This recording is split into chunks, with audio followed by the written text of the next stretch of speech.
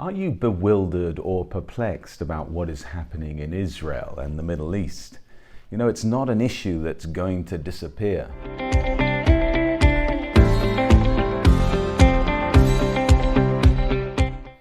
You may feel that this is of no interest to you in Europe or in the Americas or wherever you live, but as you'll see, it is an issue that all believers need to understand, for it affects all of our lives.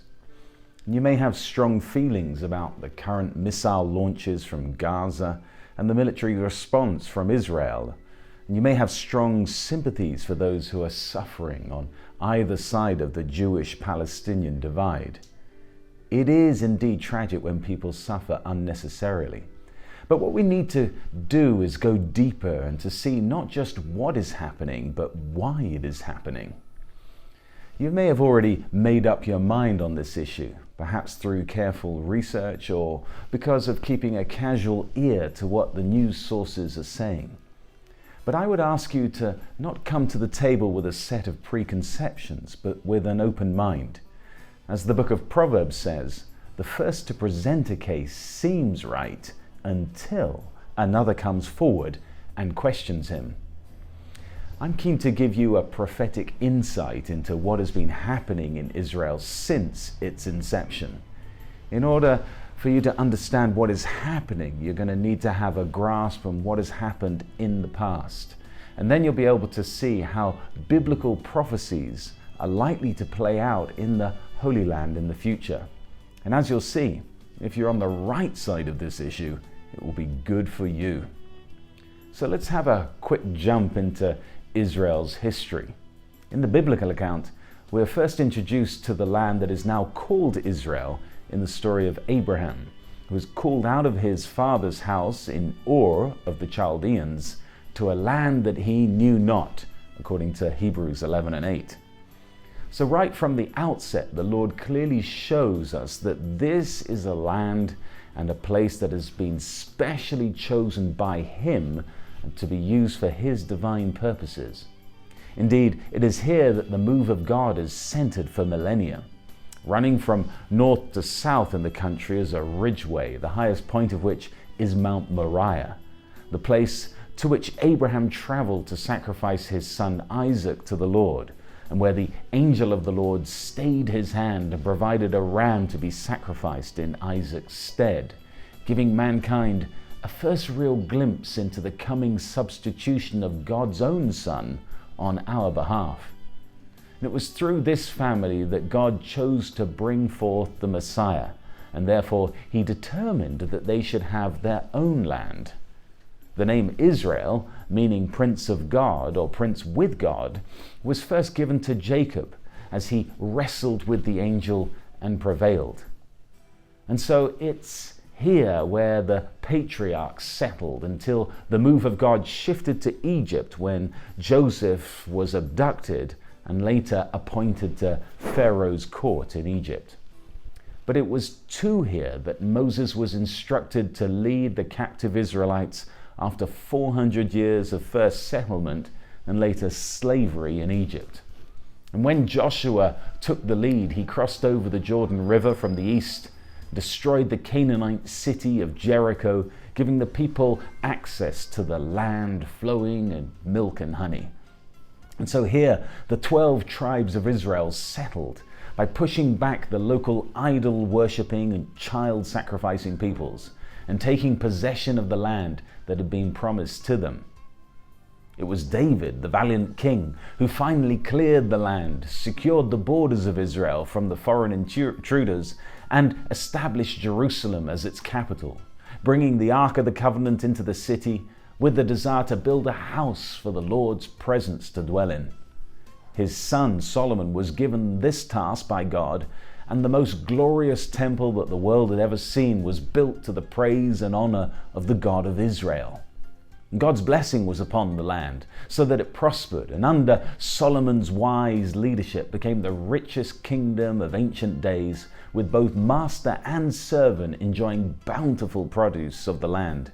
These indeed were the glory days of Israel. However, just as the Lord had promised blessings upon his people for their obedience, he'd also warned them of curses for their disobedience, as written in chapter 28 of Deuteronomy. As the children of Israel prostituted themselves with the Canaanite gods such as Baal, the god of fertility and prostitution, God removed his hand of blessing and allowed Israel's enemies to punish them. This was a way that he could call them back to himself. But despite the calls of many judges and prophets that were raised up over the subsequent centuries, Israel for the most part fell away from serving the one true living God and thereby suffered terribly as a consequence. The kingdom was split into two parts until the days of Jeroboam, Solomon's unwise son.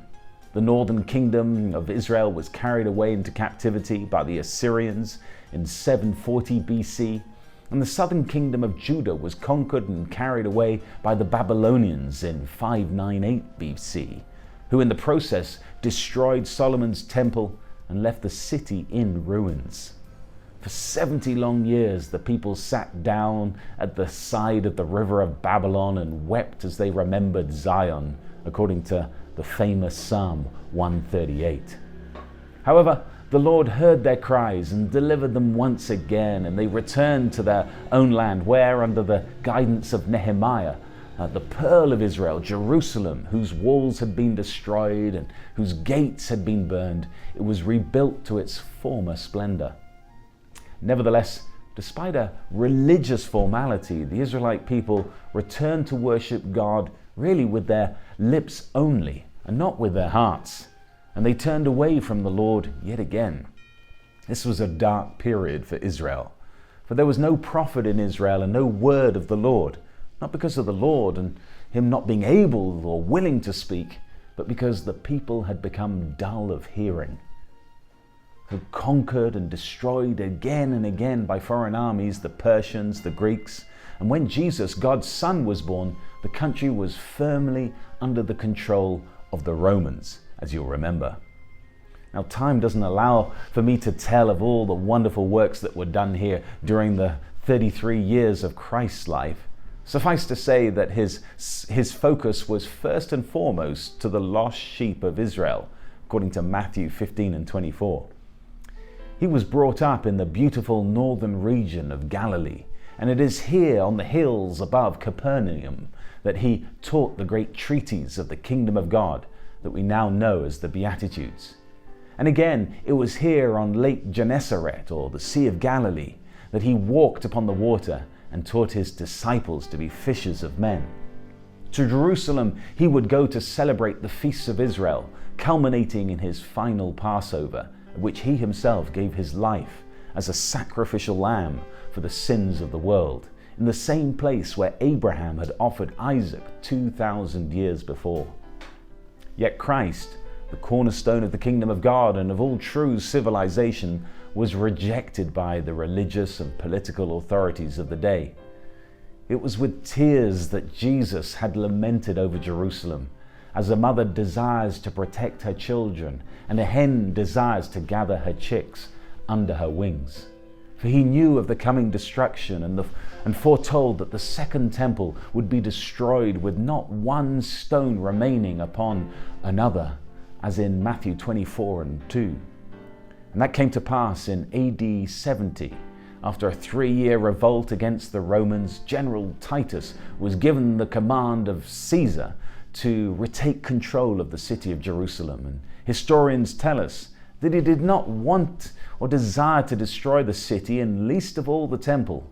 But because of stubborn resistance by the rebels, he was forced to burn the city down, fulfilling the prophecies of God. Over 1 million people were killed and a further 100,000 taken captives.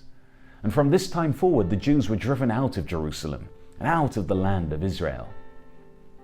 You see, despite Israel's disobedience, the Lord had always kept for himself a faithful remnant. We need to remember this, for indeed, through Israel, not only had come the law and the prophets, but now also the apostles of the church, who laid the foundations of the church for both Jew and Gentile. Jesus' first followers were called Christians in Antioch and were dispersed throughout the world, spearheaded by the indefatigable Apostle Paul. And these faithful, self-sacrificing servants of the Lord began to build God's hidden kingdom in the hearts of men, whilst Rome languished in its luxury and decadence.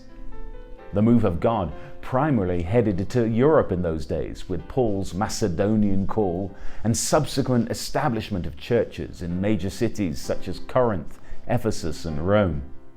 And this extraordinary scattering or migration of Jews to Europe and North Africa is called the diaspora. The Israelites settled in these new countries and added richly to the local societies, but constantly prayed to return to Jerusalem and return to Israel over the centuries. And a common greeting between Jews was and is still, "See you next year in Jerusalem." For the next 300 years, Israel remained under Roman and Byzantine control until it fell in AD 636 to the Arabs, who built the Dome of the Rock in the grounds of the destroyed Jewish temple. In 1099, the Crusaders from Europe came to capture the Holy Land, massacring the non-Christian population. However, the Arabs recaptured Jerusalem after 200 years, and the region became part of the Ottoman Empire, initially under the rule of Sultan Suleiman the Magnificent. And then, fast forwarding to 1917, the British, under General Allenby, liberated Israel from the Ottomans during the First World War, and under the Balfour Declaration recognized the rights of the Jewish people to establish a national home in Palestine.